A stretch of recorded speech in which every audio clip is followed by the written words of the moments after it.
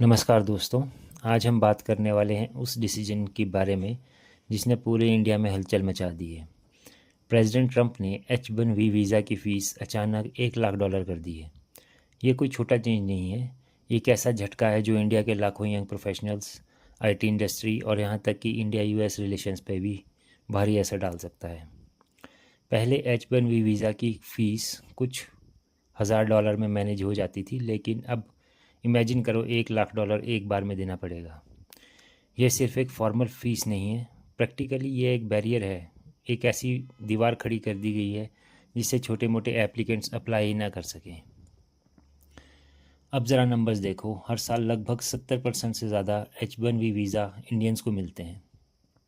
Infosys, TCS, Wipro और हज़ारों middle level startups अपने इंजीनियर्स को US भेजते हैं वीज़ा पर। यानी ये डिसीजन सबसे ज़्यादा किसे हर्ट करेगा? इंडियंस को। एक तरह से ये सीधा इंडिया के टैलेंट की पाइपलाइन के ऊपर टारगेट करता है। इसका इफ़ेक्ट मल्टी लेयर्ड है। स्टूडेंट्स जो US जाने का सपना देख रहे थे, उनके लिए ड्रीम अब फाइनेंशियली अनरियलिस्टिक हो गया है। मिडिल क्लास फैमिलीज़ के लिए इम्पॉसिबल है इतनी भारी फ़ीस पे करना। इंडियन IT कंपनीज़ को अपने प्रोजेक्ट्स और क्लाइंट्स मैनेज करने में दिक्कत आएगी, क्योंकि क्रॉस बॉर्डर मूवमेंट अब कॉस्टली और रिस्की हो गया है। और सबसे बड़ा इफ़ेक्ट शायद ये अच्छा ही है, एक ब्रेन ड्रेन रिवर्सल हो जाएगा, यानी टैलेंट इंडिया में वहीं रुक जाएगा। PM मोदी ने इस पर काफ़ी सावधानी से रिएक्शन दिया है। उन्होंने कहा है कि ये स्टेप्स फैमिलीज़ को डिसरप्ट करेगा और ह्यूमैनिटेरियन प्रॉब्लम क्रिएट करेगा। इंडिया ने ऑफिशियली रिक्वेस्ट किया है कि इस डिसीजन को रीथिंक किया जाए या कम से कम सॉफ्ट किया जाए। मतलब सीधी डिप्लोमेसी चल रही है ताकि इंडियन सिटीजन्स को थोड़ी राहत मिले। अब बात करते हैं जियोपॉलिटिक्स की। इंडिया और US हाल के सालों में स्ट्रेटेजिक पार्टनर्स बने हैं। Quad, defence deals, technology sharing सब कुछ चल रहा है। लेकिन ट्रंप का ये मूव एक तरह का स्ट्रेस टेस्ट है। अगर US इतना टफ स्टांस लेता है स्किल्ड माइग्रेशन पर, तो इंडिया को भी अपना साइड से बार्गेनिंग करनी पड़ेगी।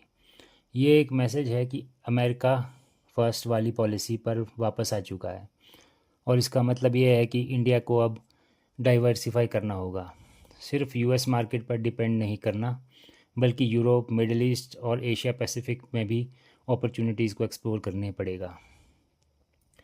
स्टूडेंट्स को समझना होगा कि सिर्फ वीज़ा पॉलिसी नहीं, ये एक स्ट्रेटेजिक शिफ्ट है। US चाहता है कि ग्लोबल टैलेंट वहीं आए जो सिर्फ सुपर रिच कंपनीज अफोर्ड कर सकें।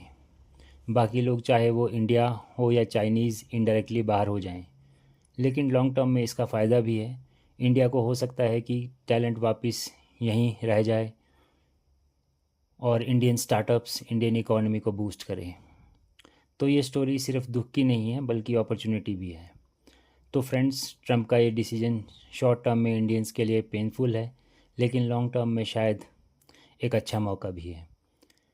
यही है ग्लोबल पॉलिटिक्स का खेल। हर डिसीजन के पीछे हिडन एजेंडा होता है और हर क्राइसिस में एक हिडन अपॉर्चुनिटी। सो बेसिकली बात इतनी सी है कि US चाहता है इंडिया और रशिया के रिलेशंस को ख़राब करना, ताकि रशिया की ऑयल इकोनॉमी को हिट कर सके। इसलिए टैरिफ्स पे टैरिफ्स लग रहे हैं। आपको क्या लगता है कि इंडिया और रशिया के रिलेशंस को US हिट कर पाएगा? और क्या दशकों पुराने रिलेशंस इस तरह से ख़राब हो सकते हैं? अपनी राय कमेंट में बताएं। थैंक यू, और सब्सक्राइब करना ना भूलें।